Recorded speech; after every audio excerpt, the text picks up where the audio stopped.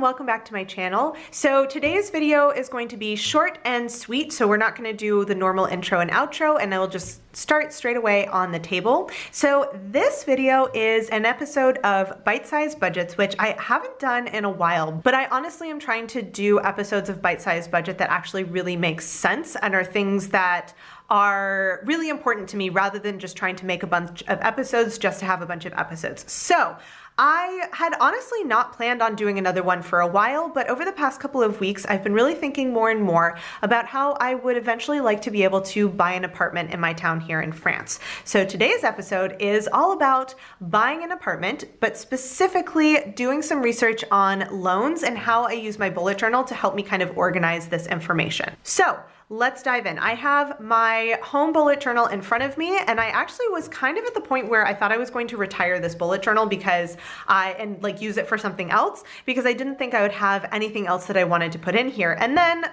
I decided that I think I want to buy an apartment. So I have used this previously in order to plan moving into a new apartment. So these were the spreads from when I moved into my apartment, and I believe I had a video about this back probably about 2 years ago when I actually was doing this.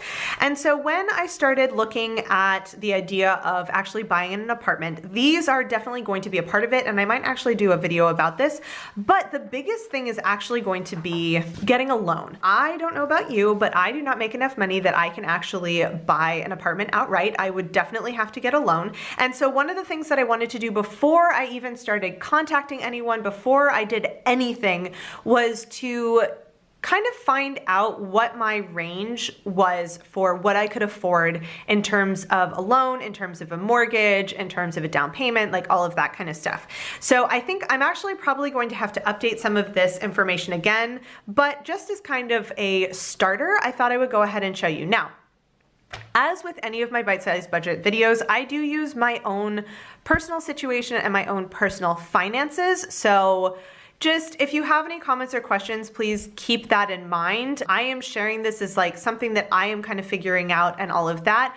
I am not necessarily asking for you to judge me. Well, I'm absolutely not asking you to judge me. If you would like to judge me, you may. That is your prerogative, but please don't put it in the comments or anything like that. But just know that I am sharing this information not to make you feel bad about how much money you make or you have. And I'm also not doing this as a way of opening it up to say oh wow, why are you trying to buy an apartment because you don't make that much money? Nothing like that. This is hopefully, if I have gone through some of this information and tried to organize this, maybe it would be helpful for somebody else in this situation, which is why I'm sharing it. And it's easier for me to share with real data because honestly, I'm not a math person, and so I'm not going to spend the time to come up with imaginary numbers to share with you guys. This is the research I did. This is what I'm going to share. This is probably not all the research that I'm going to do, but just, yeah, keep that in mind. Anyway, so diving right in.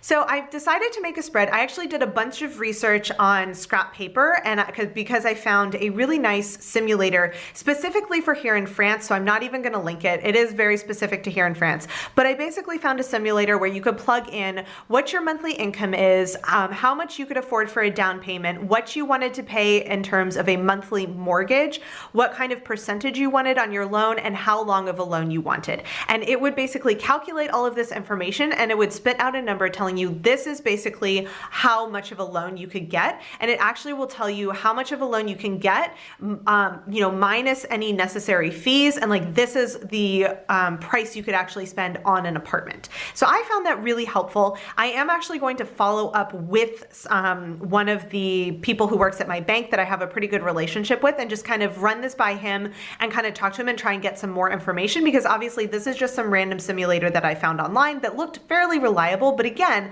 I don't know how accurate it actually is, but I think it'll give me at least kind of a ballpark. So what I did is I took, as I mentioned, it asks for certain information and then it gives you certain information. So I set this up so that I had my income, my ability to do a down payment, what I wanted to pay as a monthly mortgage, the length of the loan, the interest rate of the loan, basically the amount that you could borrow, minus how much the notary fees are going to be, which this is, I think, maybe kind of specific to France. I don't actually know. I'm sure there's always fees, but this notary fee is a huge thing here. And then the final number that you get is, this is the price of an apartment that you could actually buy. So what I did is I ran a bunch of different simulations. I think I did at least like 6 or 7, and I'm actually going to end up running a couple more because I talked to my parents and because they actually already own a house and have done mortgages, so they gave me some other information that I wasn't really aware of. So I want to rerun a couple of things. And so what I did is I went through and I kind of did, this is kind of my low range, this is kind of my high range, and then kind of in the middle. And then it gave me an idea to see, okay, what would I be in for in terms of a monthly mortgage, and what would I be in for in terms of my buying capacity? So I went ahead, and as you can see, I have a very variable income over here because I intentionally kind of lowballed my income, because I have this idea that if I end up getting a loan, I would love to be able to have a really reasonable mortgage and then essentially pay off the loan faster by making larger payments. So I didn't really want to straight off the bat go at this is the highest bit of my income and this is like the shortest amount of loan, or what, you know what I mean? I wanted to give myself a little bit of wiggle room so that, one, I probably could actually afford a more expensive apartment if I wanted to or I needed to, depending on what I found.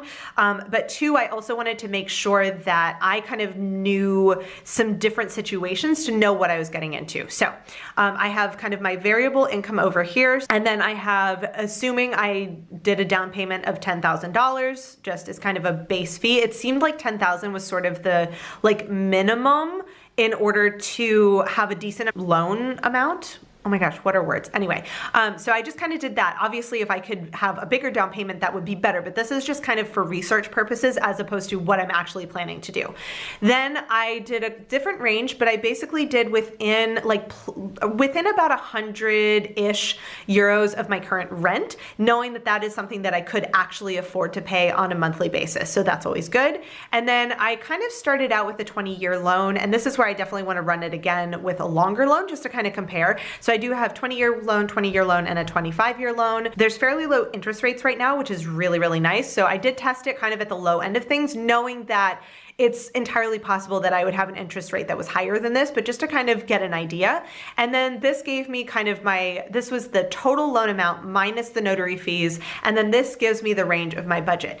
And one of the things that I did is I actually did a little bit of initial research in my area and, kind of putting in, okay, I want a 2-bedroom apartment, maybe roughly this square footage. I'd like to be in this kind of area of town. And I just looked at the listings that they had, and I kind of got this idea that for where I'd like to live and the kind of apartment that I'm looking for, the low end of what seems to be possible, meaning I would probably have to give up certain things that I would want, is 150,000 euros. And then kind of at the higher end is 175. Now, I have since done some research with some different companies, and I've seen places that are definitely a lot more expensive, but that at least gave me an idea of how much I was looking at, because, without doing that initial research, I had no idea if this was going to be way more than I needed for anything in my town, or if it was going to be not enough in any way, shape, or form. So at least kind of knowing that, I could see okay, in order to get a loan range that was kind of within the range of what I was seeing on these real estate websites,